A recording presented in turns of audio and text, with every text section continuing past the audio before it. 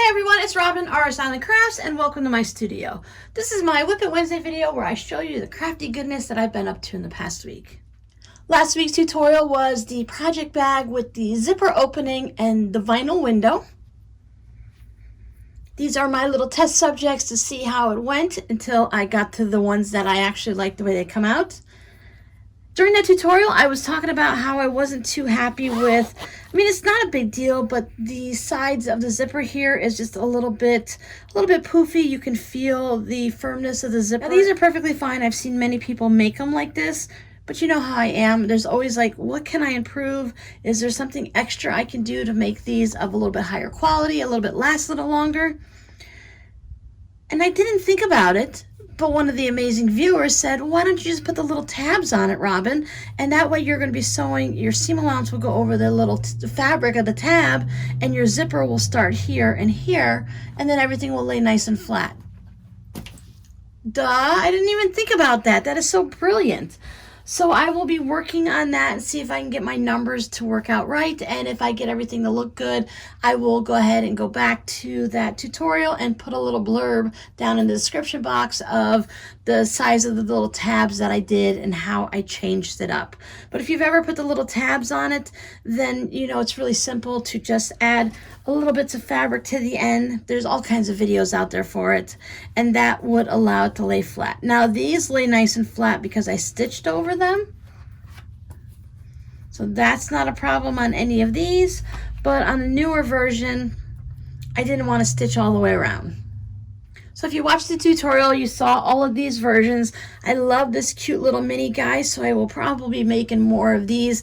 I think I want to put a little, now this one I could see where it could use the little fabric there too, just to make this lay nice and flat, which I would probably, instead of like these, I would add the tabs and keep everything the same size and just make the zipper come in a little bit. But this one being so small, I think I would add the tabs and add a little bit to all of the measurements just to make it come out a little bit wider instead of making an even smaller pouch. Make sense? So then add a little keychain to it, and then this would be great to hang off of your backpack or your bag. You could have some, you could put your cards in it. You could put, let's say you're going to some type of an event that you have to have an ID card. I don't think I would want to have my driver's license and debit card just hanging off the back of my purse or backpack. But you can put some change in it. I wouldn't put a lot of money in it, but you can also clip this onto the inside of your bag and you would have quick access to it, or just pop it into your pocket. So this would be a nice little wallet to go. But since it has Valentine's, I can just picture little Hershey's Kisses or something in it. I want to put out a big, huge thank you to everyone who came with me and watched the live streams when we did the big quilting stitches, and also the follow-up one where I had the live sale where I was working on clearing out some of my older crochet and knit projects. Things like hats and shawls and stockings and whatnot. But on our live stream, we worked on the big quilting stitch. I had started working on this tote bag. So I did end up putting a pink bottom on the bottom of it. Even though it's a lighter color, it has that darker pink on it. So I'm hoping it will hide any type of dirt that might get on the bottom of the bag. I did try other colors. I tried to put a piece of denim on the back and see how that would look. And it just did not feel right. It didn't have that nice blend. And I know sometimes you just have a big contrast, but the purples weren't quite right and the greens weren't quite right. The red was the wrong color, but the pink, it just seemed to work nicely with it. So I went with the pink. It screamed pink, so I did it. So this is something that I'm going to finish working on this week. Since I was doing the big stitching on it, I'll continue and do that on this one and on this one. Sit down with a nice movie on, and it shouldn't take me very long to finish these up, because I'm going to do machine quilting down on the bottom, because I don't want to have the embroidery floss on the bottom of the bag where it gets a wear and tear and friction on it, and eventually it could have pieces that when you have the 2 to 3 or 4 or 5, 6 strands, however many you're using, you don't want a couple of those strands breaking and popping off, or you don't want all of them popping off. So you all saw that big piece that I originally started with. it was the two of these sewn together. And what I did is I took the 2 rows, so you've got this 1 row of 3, 3, 3, and the next row, and I one for each side, and that left me with this. So I'll probably turn this into, I don't know if I'll turn it into a zipper pouch. I don't really want to cut that green, so I might end up just taking the green out and having it be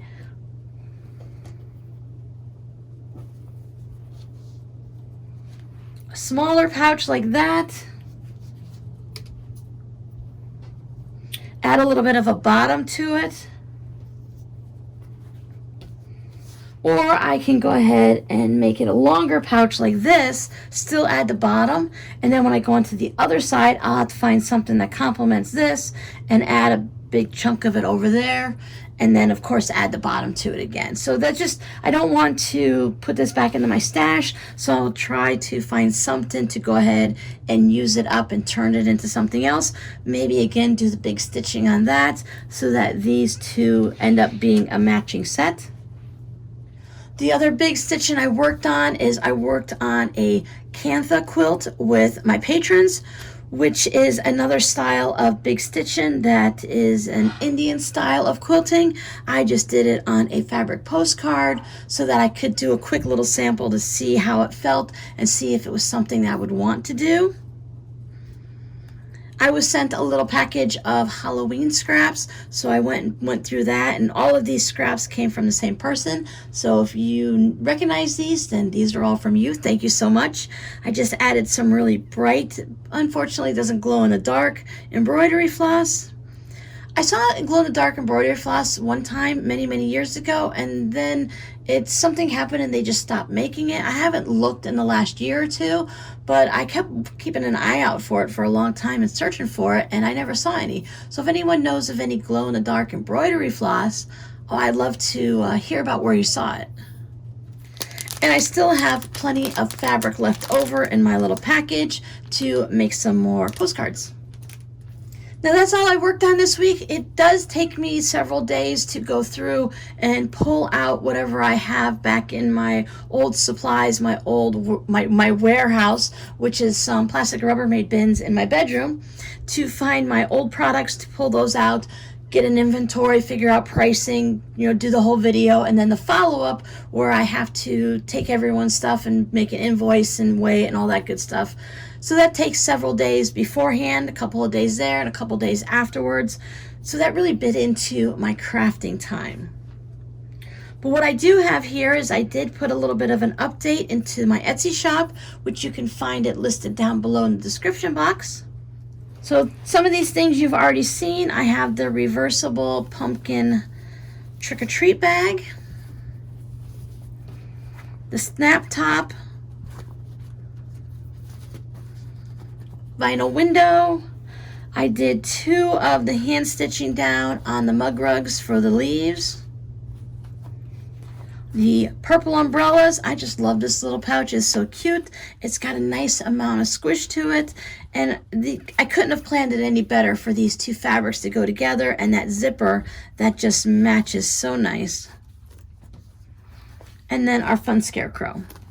They all have their little tassels put on so that it's easy to open and close.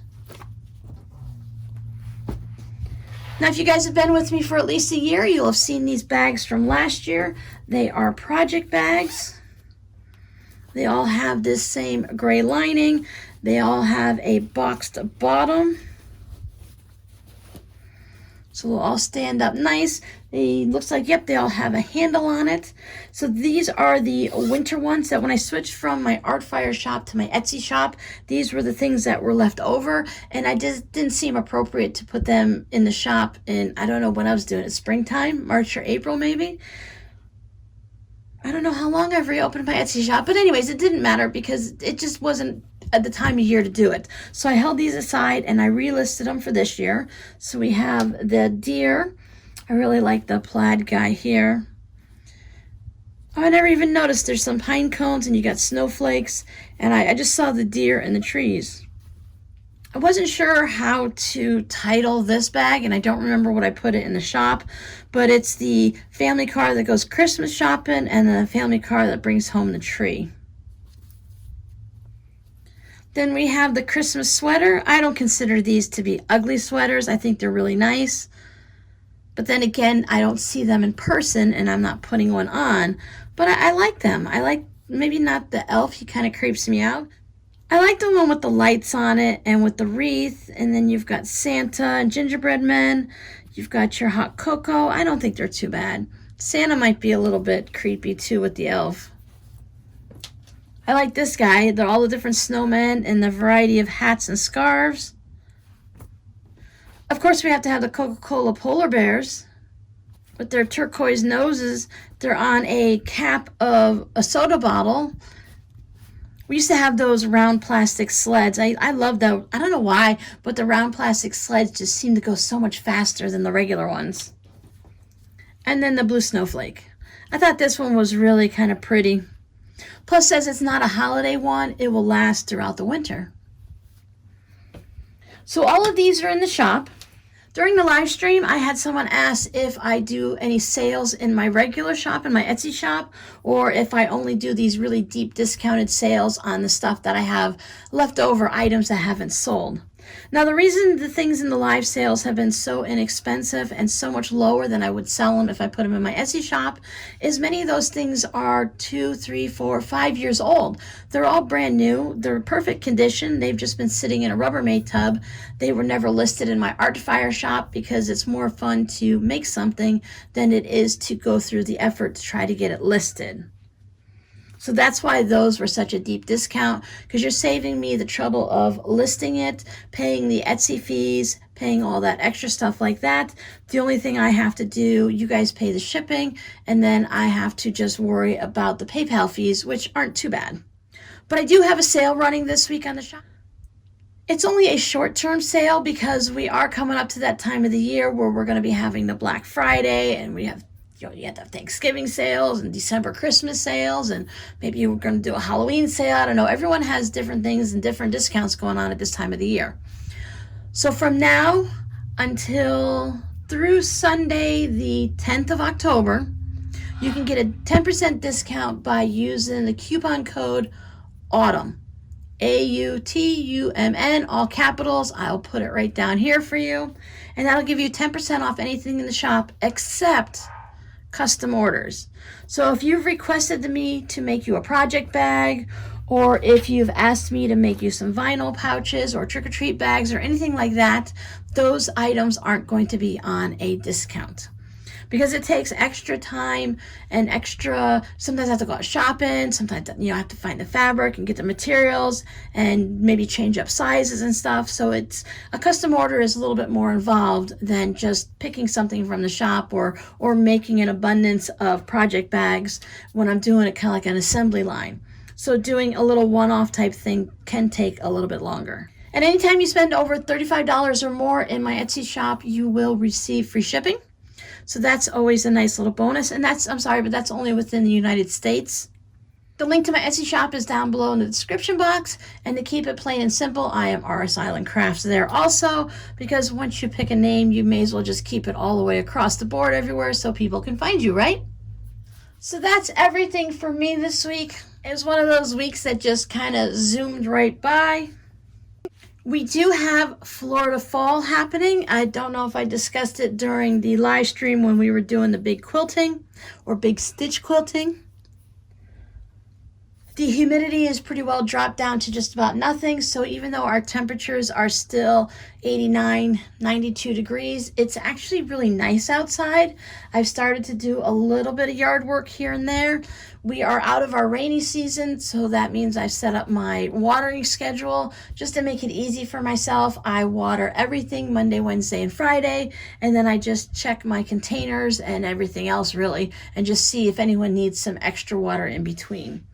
But if I stick on that Monday, Wednesday, Friday schedule, I know I'm not overwatering, and then I'll easily know maybe I forgot to water on Wednesday, but it won't come along on Thursday, and I have to go, did I water?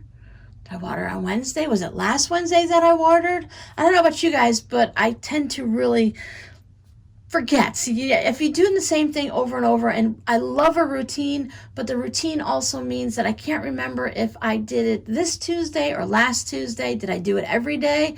I do the same thing every morning. So am I remembering what I did yesterday, or did I remember today's? But it's okay. It's not that big of a deal when you're talking about watering. You just go ahead and stick your finger in the dirt and see if it's dry or if it's still pretty wet. If it's wet, you don't water it. If it's dry, you just give it some more water. But I did give everybody a good taste of some fertilizer so that they're all set going into the autumn and winter seasons. I started to pull some of the weeds around the house where it's just gotten a little bit crazy. Sometimes, when you're out mowing and stuff like that, and I see the weeds and all, and I'm like, you know what, it's just too hot. I'm concentrating on mowing. I'll take care of it later. And then before you know it, the weeds have just gotten a little crazy. So I've cleared out most of all that. I've done a little bit of work along the back white fence because that had a lot of, for some reason, I don't know if everyone knows of sand spurs, but there are these little small things with spikes, like little spiky balls that it's a weed, and they just stick into your skin. So if you're out there barefooted, or they stick to your clothes and stuff like that, and when they go into you, that little leg tends to break off and stay inside the skin. It's painful, it's hard to get it off, and if you think about it, if it's a ball with spikes everywhere on it, so when it sticks into your hand or foot, then you have your other hand to pull it out, and now you have everything it's stuck into these fingers.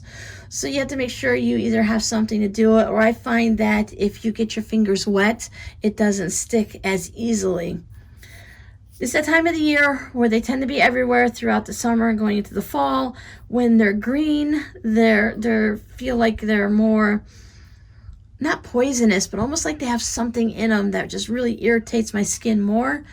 If you're walking through fields and stuff, you got to watch when you're done because your shoelaces will be covered in them.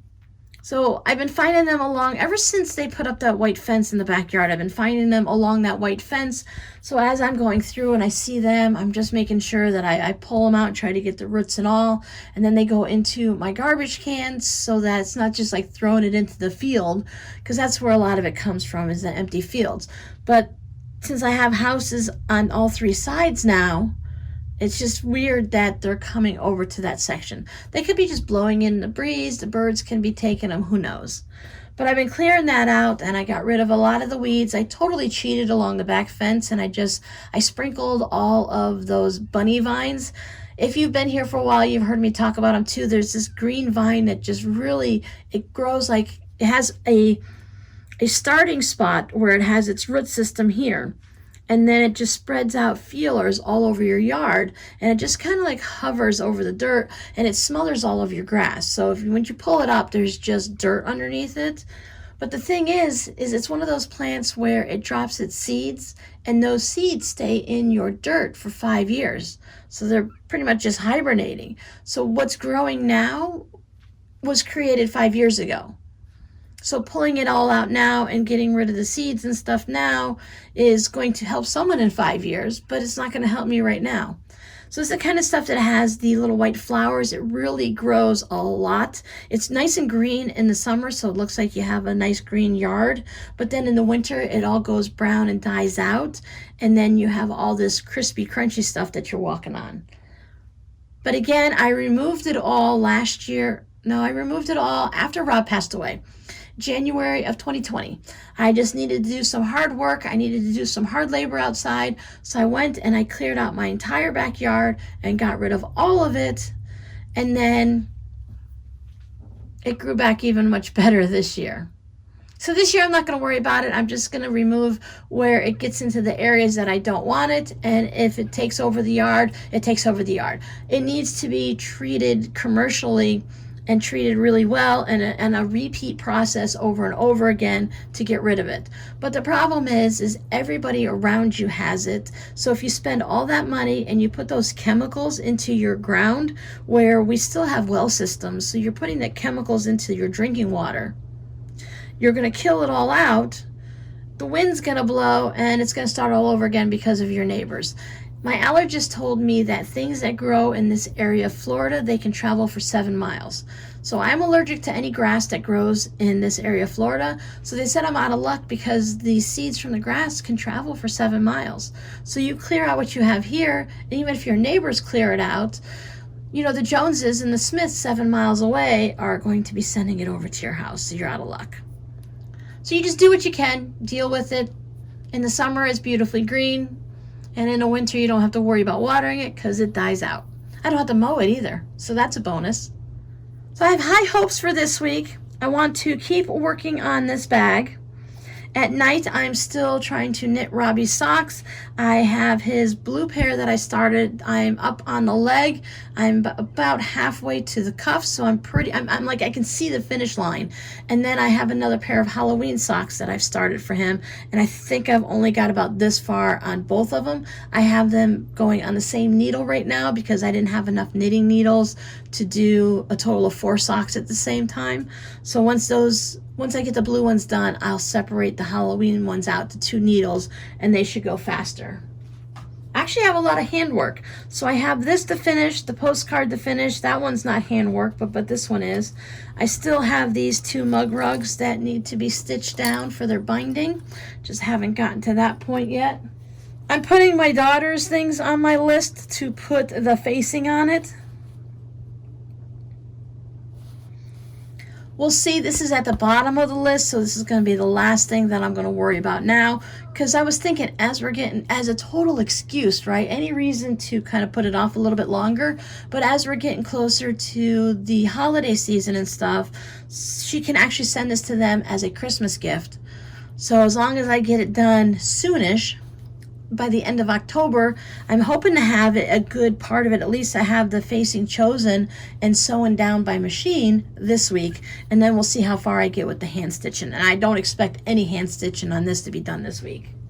I have an order for 2 bags of the vinyl windows in the gorgeous cardinal fabrics. I bought a couple of yards of this last year because I knew I fell in love with it and I wasn't sure if it'd be back at Joann's this year, so I made sure I bought enough. So I don't mind going ahead and making a couple project bags out of it. It doesn't take that much, and that'll still leave plenty for me to play with. Other than that, you never know what I might come up with. I still need to figure out my tutorial for Friday and for my patrons on Sunday. So that's 2 more projects to add in on top of there. But for now, that's it for me. I hope you guys are enjoying your gorgeous season right now. I'm seeing a lot of videos on YouTube and on Instagram where people are going out to do different things for the fall season. They are doing pumpkin patches, the different places where they go. It's almost like a little fair where the kids can go and have some rides. So there's a lot of great family time stuff is coming up now. Alaska has gotten snow already, but that's not that much of a shock because they tend to get snow early and it lasts late. Their season is very short. Now, it's not that time of season for me, but I know a lot of the different channels that I watch that do the WiP It Wednesdays and podcasts and stuff, it has become a secret crafting time where people are starting to make things for friends and family, and you never really get to see it because it's going to be as a gift. Most of the time I can just put things on here and just not tell you who I'm giving it to. You know, maybe this one's in the shop definitely, but maybe I was going to make this for someone and I would just show you the finished product and never tell you who it's for, and then that way it's still a surprise when the person receives it. Some things I do keep 100% secret and you'll never see them because I want it to be a complete surprise, but I also like to share my projects with you. And I hope you share your projects with us. There is a Facebook group if you'd like to go ahead and join over there. For those of you that still hang out on Facebook, you can always tag me on Instagram. All of my information is down below in the description box. Thank you so much for showing up every week and watching my videos from the beginning to the end. Thank you to those who share the videos with their friends, families, Facebook groups, or whoever. I did get a little behind on answering comments this week, but I always appreciate your comments and I read them right away. I just don't always have the time to come back and answer them right away. I just try to make sure that all WiP It Wednesday comments that come in a certain amount of time are answered before the next WiP It Wednesday comes out. So you need a code word for the week. Your code word this week then will be umbrella. And I'm kind of curious, do you use an umbrella when it's snowing?